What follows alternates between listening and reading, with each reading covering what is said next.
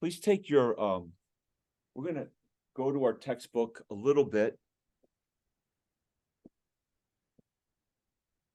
And I actually want to do something a little out of the notes. And I'm going to ask you to jot down some of these things that you even see up here. And Esther just mentioned this gentleman, Thomas Helwys, who really started the first Baptist church in England, because that's where we're going to sort of begin here tonight in our class notes. And so we're up to page 32 in our class notes. But before we do that, I just want to also make a point about the last quiz. And one of the questions on that quiz, question number 6, it was a true-false question. It says the most obvious difference between the Protestant reformers, Luther, Zwingli, and Calvin, and the Roman Catholics was rejection of the union between church and state. In other words, did the Protestant reformers differ from the Catholic Church on the issue of separation of church and state? So that question, is it true or false? It would be absolutely false. Okay, so listen. Underline, exclamation point, capital letters. Okay. As Baptists, we are not Protestant reformers. Most people will think if you're not a Catholic, okay, in our world, they will think if you're not a Catholic, you're a Protestant, but they don't know history. As Baptists, we're not Catholics and we're not Protestants. We are radical reformers because, and here's the big difference, Catholics and Protestant reformers all held to what? Union of church and state. And we utterly and completely, totally reject it. There is no true church that is in union with the state. Look at the book of Acts. Paul did not go to Rome. When he said, I want to go to Caesar, he didn't say, Caesar, let's get together on this. I need your power, Caesar, to spread the gospel. That's not the reason why Paul wanted to go to Rome or any city. Okay. So I really want to make that point very strong about this class. Now, so and that was really good. That, Esther, your presentation really does lead us into our class tonight, because we're talking about the Puritans. And if you look at your notes here, we were just talking about these two different groups of Puritans that Dr. Hahn just mentioned. There were some that were independents, and they wanted to still stay in the Anglican Church. And then there were others then who wanted to separate and come out of the Anglican Church, and they were separatists. So they wanted separation between church and state. So it wasn't just the Baptists, it was these early Puritans, and this is going to form the Congregational Church. And Dr. Hahn was talking about that. And there's going to be some connection between some of these early Baptists and these separatist Congregationalists or Puritans. So if you even look in your notes under point 2, William Bradford, he joined a separatist group of Congregationalists. They went to Holland. They had to escape England because of persecution. Bradford led a group of believers to the New World, then eventually on the Mayflower. Now, so Bradford was a young man in England, and he had to escape out of England, and they went to Amsterdam, Holland. And their pastor, there was a man named John Robinson. Have you ever heard of John Robinson in history? He's well known. He never went to America, but he was a leader for them there. And he also brought teaching to them. But now this leads us to this first point in our PowerPoint here. Thomas Helwys, who will he will become a Baptist. He helped finance the escape of these separatists from Europe, from England to Amsterdam, including William Bradford. William Bradford came over on the Mayflower, was the first governor of the Plymouth Plantation. So Thomas Helwys helped to finance because they were in danger. Their lives were in danger. Bradford may not even have made it without this man, Thomas Helwys. So he is going to start he will start the first Baptist church in England in 1611, 1612. And he wrote one of the earliest appeals for religious liberty in the English language in 1612. So one of the earliest appeals written in English was written by this man, Baptist. And he believed that true separatists will obey the king when obedience does not contradict scripture. So we need to obey the king. That's biblical. These are our Baptist principles today. Pretty straightforward. So basically, Helwys, he also left England, went to Amsterdam, Holland, but then believed God wanted him to go back to England in 1611, 1612. He believed they could have freedom, but it was still hot. And think about 1611. What was finished in 1611? The King James Bible. So King James was the king. He was an Anglican.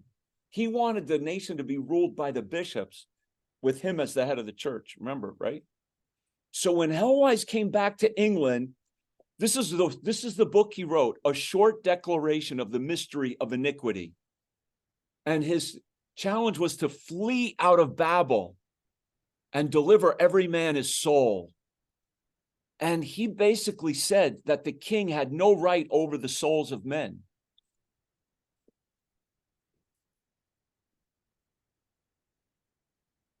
He said in this short declaration, the king has no divine right to coerce men in matters of faith. And he basically told the king, Sir King, I respect you. And he even in his letter said, long live the king. But he said, you have no right over my soul because you're a man just like me. And he said in this short declaration, he said this, in Revelation 13, the first beast was the Roman Catholic Church, the first beast. And the second beast were the bishops of the Anglican Church, the bishops. How do you think the king felt about that? He wasn't so thrilled. And he also said that the Puritans who stayed so the ones who were these independent Puritans who wanted to purify, he said they were supporting apostasy. That's what he said in that. So when he went back to England and started the first Baptist church in England and then published this short declaration, it got him in a lot of water, a lot of hot water. And they arrested him pretty quickly in 1612. And they put him in a prison. I have a picture of this prison. You could look it up. It's called the Newgate Prison. Many Baptists were put there, as well as those who did not abide by the teachings of the Anglican Church because of these different acts of uniformity and conformity. They had to conform to the Church of England or they were going to be persecuted. So his message of freedom was taken up by other Baptists, such as John Merton, who was another Baptist who followed him, and also Roger Williams, who was married to someone who was related or by friendship to Thomas Helwys. So he had an influence on Roger Williams' life, Thomas Helwys. And and we're going to talk about another English Baptist, but Thomas Helwys is the best example of really who started the Baptist church in England. And there's another Baptist we'll see. I don't believe he's as good an example. Okay, so that's a little bit about Thomas Helwys. So the point is, if you go to your book now, and I want to read, before we get into these notes, I want to read this page. and it's on page 331. If you could go to page 331.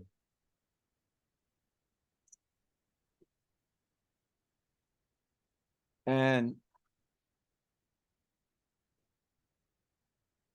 I have a whole book back in my bag right there on the early history of the English and American Baptists. It's really good. It's written by Dr. David Beale.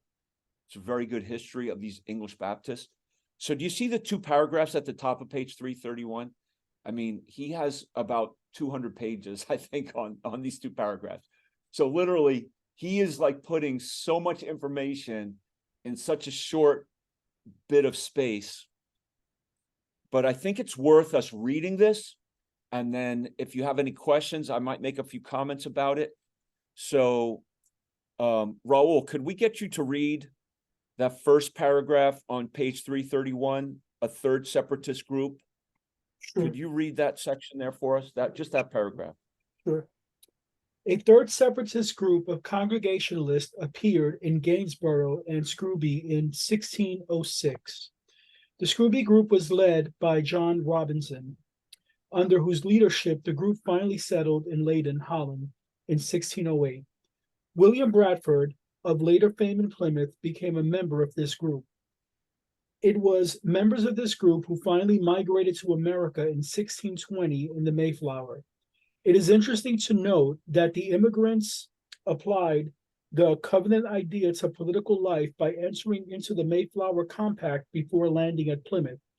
Because of persecution, the Gainsborough group also migrated to Amsterdam in 1606 or 1607 under the leadership of John Smyth. There they came under the influence of the Mennonites. About 1608, Smyth baptized himself, Thomas Helwys, and other members of his flock by pouring. Part of his congregation became Mennonites after a long period of negotiation for inclusion in that body. Okay, so I'll just say this. If he mentions a name one time, it's a big name. So he mentioned John Robinson. He was the lead pastor, if you will, of this group of separatists who moved out of England into Amsterdam. He mentioned William Bradford. You could write a whole book on William Bradford. You could write books on each of these individuals, and books are written about them. So he mentioned the Mayflower one time, right? So that's a big mention. Every mention here of a place or a person, you could write like a volume on it. Okay, so that's what we're dealing with in this paragraph. There's just so much here. I just wanted to say that. So we have these mentions. So these are all important names. And what's going to also come into play as we see the Baptist church, and I'm going to say come out of the Anglican church, because that's what it does. This whole idea of a covenant, they have to transition from this congregational idea of that a church is a covenant agreement based on infant baptism, kind of like Old Testament circumcision. They were under the covenant of Abraham, you know. They kind of made this covenant agreement. They believed the church was a covenant agreement established through infant baptism, basically, the Congregationalists. And so John Smyth and these other men, first they became separatists. They said, no, we can't have this union. We got to break away. And then they became Baptists. First they became separatists. They were still Congregationalists. And then they became Baptists. So that's kind of what I've found out in this study. Does that make sense? So it didn't happen all at once. So that's what William Bradford in the Mayflower Compact, and if you read that, having undertaken for the glory of God, the advancement of the Christian faith, the honor of king and country. And so they were covenant. It says, in the presence of God and one another, we covenant and combine ourselves together in a civic body politic. So they still had the idea of a civic body, a church and state, even though they were separatists. Not all of them were, actually, but some of them were, but not all of them were separatist Puritans. So anyway, there's just a lot there, but I think that's the best way I could break that down. So we looked at that. That's kind of where we finished, right? You have those blanks down to point 2, and William Bradford joined the separatist group. You have that, right? The Mayflower Compact. Did you have that? Point number 2. Oh, okay. Did you have that, Micah? Oh, you didn't have that filled in? Oh, okay. I'm sorry. Oh, you're right. At the end. Okay, so that's where we're at. We're at the Separatist Puritans. So these Separatist Puritans, they wanted the separation of church and state. They were bound by a church covenant, pledged loyalty to Christ apart from the state church. Robert Brown gathered a church together on the basis of a church covenant apart from state control. He was persecuted, forced to flee to Holland. Holland seemed to be a safe place for those persecuted in England. Then William Bradford joined the separatist group of Congregationalists. And if you could put somewhere by that point too, that group of Congregationalists that settled in Holland was led by John Robinson. John Robinson's name should probably be in the notes as it is there in the book. Bradford then led a group of believers to the New World on the Mayflower, and wrote the Mayflower Compact. So that's them. That's a picture of the Mayflower Compact of 1620, made on the basis of their making a covenant with God. And they used when Josiah made a covenant with the people, he covenanted, kind of like it's more like an Old Testament concept. Okay, so then under this now, we have, at the same time, we have this other group of Congregationalists still, Thomas Helwys and John Smyth. They also migrated from England to Amsterdam. But what they did is they ended up in this biscuit factory. I showed you a picture of that last week. They ended up going to church in a biscuit factory. And here it is at the top, the Church of the Bakehouse in 1609. And that was owned and operated by a Mennonite. So John Smyth and these men, they started worshiping in this. And first they were Congregationalists, but then they started being influenced by these Mennonites there in this bakehouse. And they called it the Church of the Bakehouse. It was almost like they could live and work there at the same time. It seemed like a pretty big place.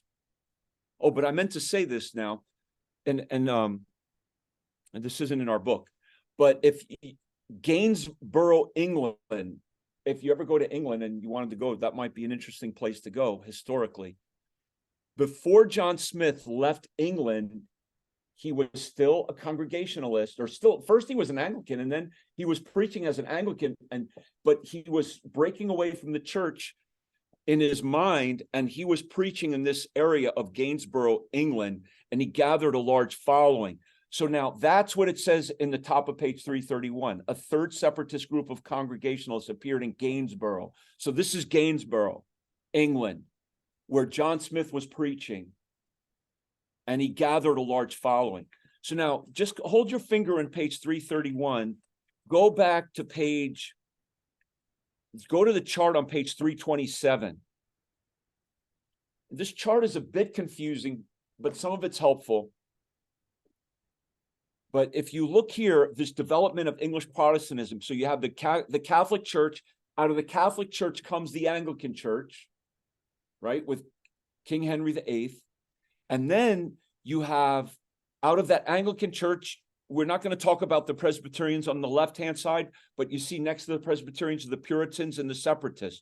So go over now, and you see in the middle of the page, Scrooby. So that's who we're talking about here. This group of people who were from Scrooby, that was John Robinson, who then went to Plymouth and was teaching people who eventually came to America, and American Congregationalism came out of that. If you go down below that, the other group was Gainsborough. You see Gainsborough? Around 1607. And who was the main preacher there? John Smyth.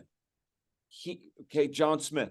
And then under that in Amsterdam, we have Thomas Helwys, John Merton, and out of this are the General Baptists. Those are the non-Calvinists, Okay, so now let's go to your notes here on page 32. So Thomas Helwys, John Smyth, and others migrated from England to Amsterdam And there they were influenced by the Anabaptists, especially the Mennonites in that Church of the Bakehouse. After 1610, this is a Vetter in his history book. He said there's an unbroken chain of Baptist churches after 1610. So the history of Baptists really does begin with John Smyth in Amsterdam. Not in England yet, but now I'm going back first to Amsterdam. John Smyth went to Amsterdam. They're in Holland. After the study of Scripture, I'm on page 33 now, he left the Church of England in 1606, joined a separatist group. He was not a Baptist yet. Remember, they were coming out of the Anglican Church, and first they became separatists. They were Congregationalists at the beginning.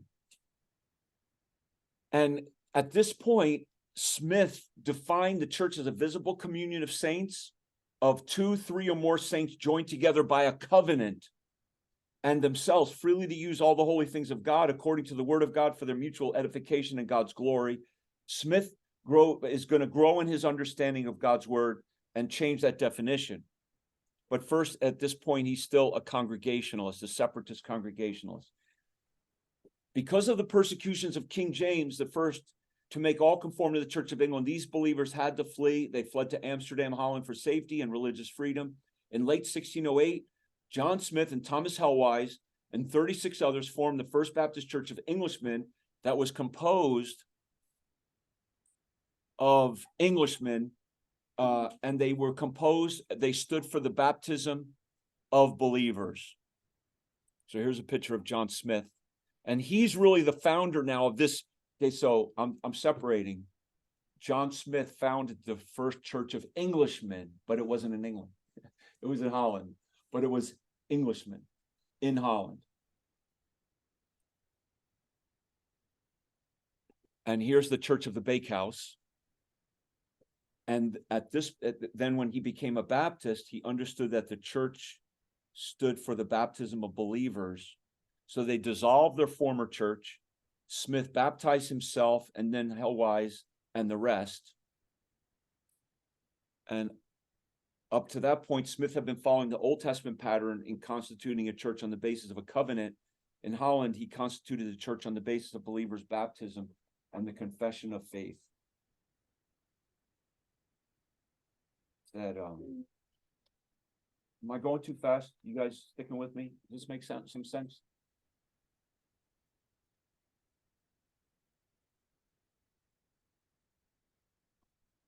So when it says they were establishing the church based on a covenant, go to 2 Chronicles chapter 34, actually. So they were using Old Testament practices to establish a New Testament church. So that was their problem, I think. That is the problem with Congregationalism, if you will. And they, at least I saw this in a book I was reading. They used King Josiah's statement here when he covenanted with the people to follow God. And so they were saying that the church was based on a covenant agreement of this group of people, and it was sealed through their infant baptism at first. But then Smyth said, no, we disagree, that baptism is not a seal of a covenant. Baptism is a sign that I have believed. Baptism is a sign of faith. Baptism is for believers, not for infants.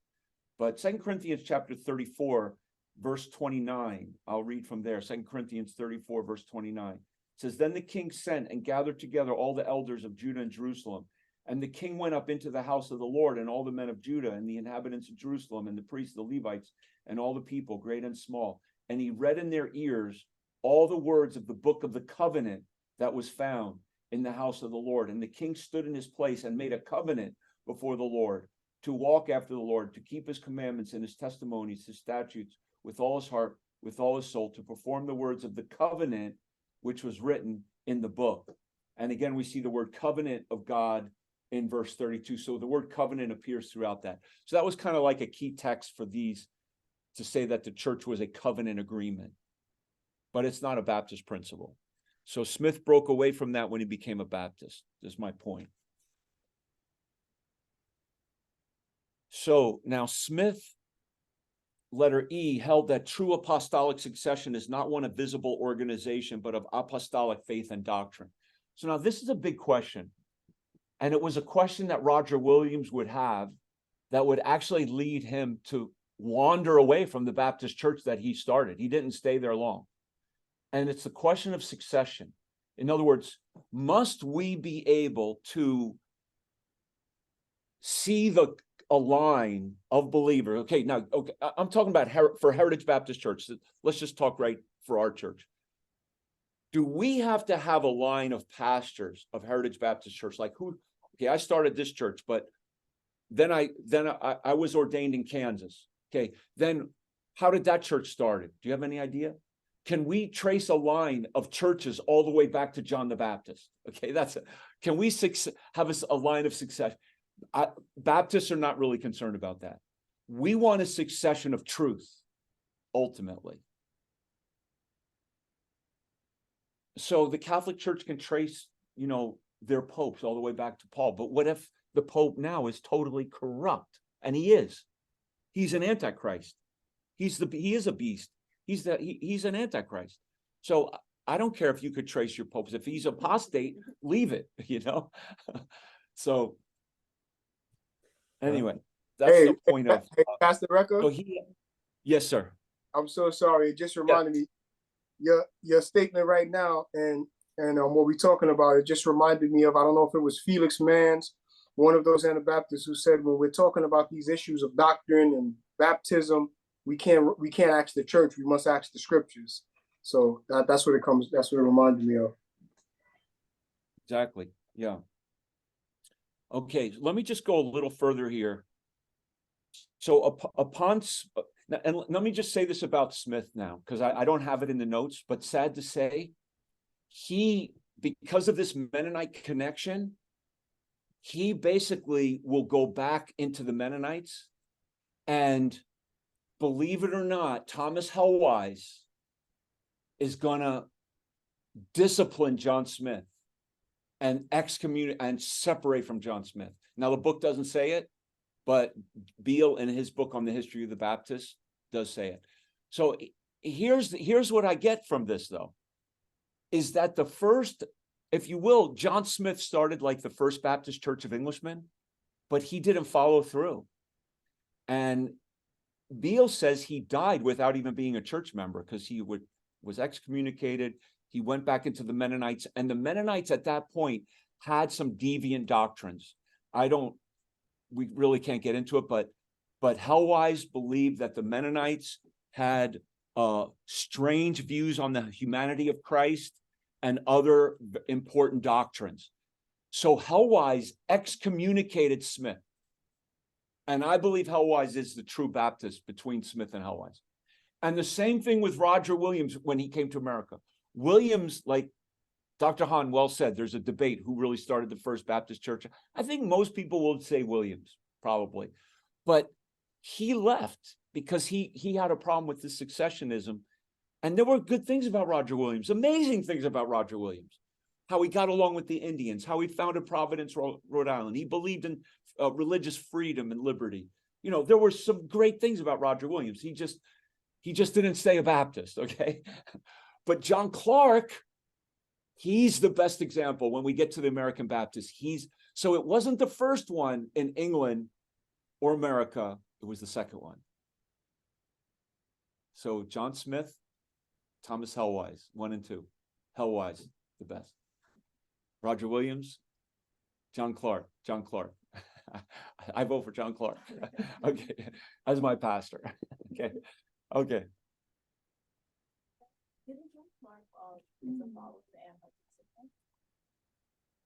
I'm not sure about that. Yeah. Esther asked if John Clark was the founder of. You know what? Let's just do this and then we'll be done. And I'm going a little over my time, but go back to your book on page 331. And Liz, could you read that next paragraph? This next 2 paragraphs down? And I'll try not to make too many comments, maybe just 1 or 2, and then we'll be done. Pastor, starting at the second paragraph down where it says Thomas Helwys, John Merton. Okay, Thomas Helwys, John Merton, and their followers returned to England about 1611 or 1612 and organized the first English Baptist church. This group taught that Christ died for all. They were known as General Baptists because they held to general rather than particular atonement. Thus, the first English Baptist church emerged from the Separatist Congregationalist group. The Okay, stronger I'm sorry. group of I'm sorry, Liz. I'm sorry. Please forgive me. Just to emphasize, you need to know this. General Baptists are not Calvinists. They believe that Christ died for all men. And that's what Thomas Helwys was. He was a General Baptist. Now, these men were not perfect either in their doctrine. He was probably Arminian. I believe he thought you could lose your salvation. So none of us are perfect, though. I think we could all agree with that. We're all figuring it out. But they were the General Baptists. Thomas Helwys, who died in prison for his faith. John Merton, who also went to this Newgate prison and suffered for his faith there, literally wrote messages out of the Newgate prison with milk because he had nothing to write with. He wrote with milk on bottle caps. And they were able to brown the paper like with fire. They would light the paper so that they could see the ink of the milk that John Merton was writing from this Newgate prison. So these were godly men, you know. So these were the General Baptists. Now, notice the next statement, though, that Liz is going to read. It says, the stronger group of Calvinists or particular Baptists. The particular Baptists believed in a particular atonement. In other words, Jesus Christ only died for a particular group. You see what a particular group, the ones who were saved, the elect. He didn't die for all men. They're called particular Baptists. He didn't die generally for everyone. The General Baptist, Christ died for all. Particular Baptist, he died for a particular group, just the elect. But notice the stronger. Now remember this. This was a cult. The whole culture at this point was both union of church and state. They came out of that. And what do you think the popular doctrine was at this point? Calvinism or Arminian, more a general view? Calvin. Calvin had a lot of people had I mean, the Puritans were all Calvinists. So these General Baptists were standing up against a lot of pressure, is what I'm saying. Because so even here, they're kind of like put down, the stronger group. Okay, I'm done. Liz, if you could read that last paragraph and then we'll be done. Okay, the stronger group of Calvinistic or particular Baptists originated in a schism from Henry Jacob's congregation in London in 1633 and 1638. They held to the baptism of believers by immersion and a Calvinistic theology that emphasized a limited atonement. It was this congregation, first led by John Smyth, that in 1638 became the main influence in the English Baptist movement. The antecedents of the American Baptist movement are to be found in this group. Although Roger Williams was not a Baptist, when he went to America, he had embedded Baptist principles, and he used these as soon as opposition to his preaching developed among the Congregationalists. The fires of Smithfield, the Spanish Armada, Fox's Book of Martyrs, and the Guy Fawkes plot to blow up Parliament in 1605 made the English anti-Roman Catholic. Again, he is putting, you see how much he's cramming in there? The Spanish Armada, he just meant, but there's a whole book there, right? Each one of these things is, so one mention, the key names there are the Jacob's congregation, big Congregationalists. Spilsbury came out of that. He became one of the early big particular Baptists and so forth. So there's just, again, if you want to study history, there's so much here you could actually delve into a lot deeper. Okay. All right. Thanks, guys.